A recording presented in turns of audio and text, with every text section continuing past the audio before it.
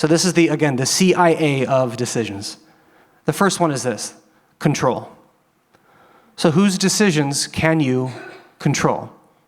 To state the obvious, but it sometimes is not so obvious, only yours. Only yours. You cannot control your spouse's decisions. You cannot control your kids' decisions. You cannot control your peers, your friends, your loved ones. You can't control their decisions. All that you can do is control your decisions. So be about good decisions, especially in light of something as heavy as this.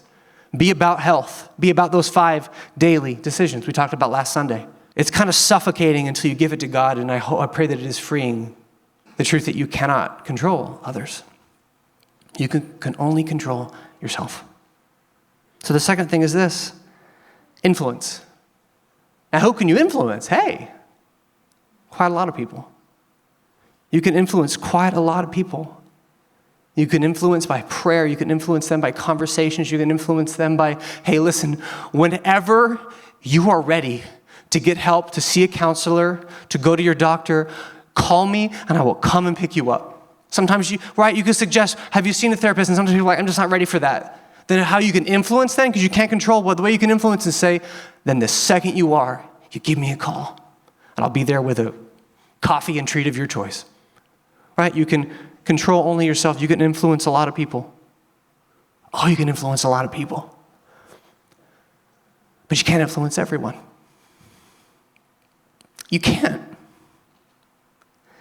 And I know many of you, this is your experience, be it drug addiction, be it mental health, be it just poor decisions like, why the hell did you do that sort of thing? You ruined your entire life. And you're like, I couldn't control you, but I bled trying to influence you, and you saw them sprinting towards their own destruction anyway. So the third thing of this CIA that I know is heavy but true and good for the soul is accepting. Unfortunately, there are situations where this is all you can do.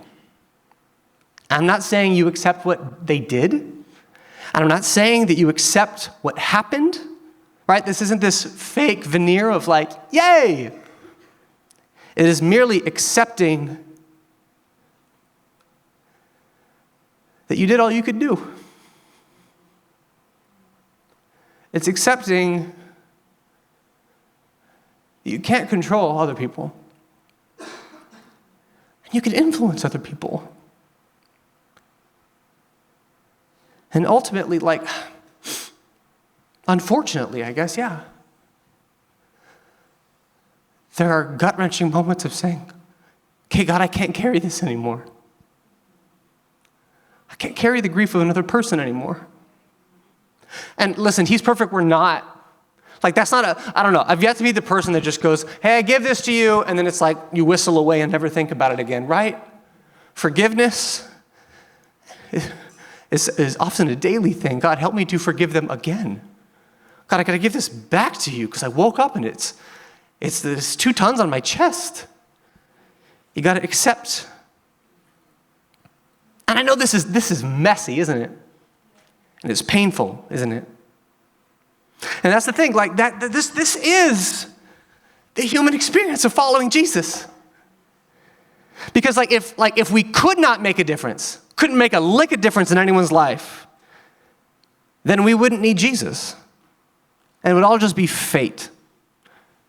Nothing you can do. Not going to pray about it. Not going to ask him. Not going to text. Not going to call. It's just fate. Whatever happens, happens. And that's not reality.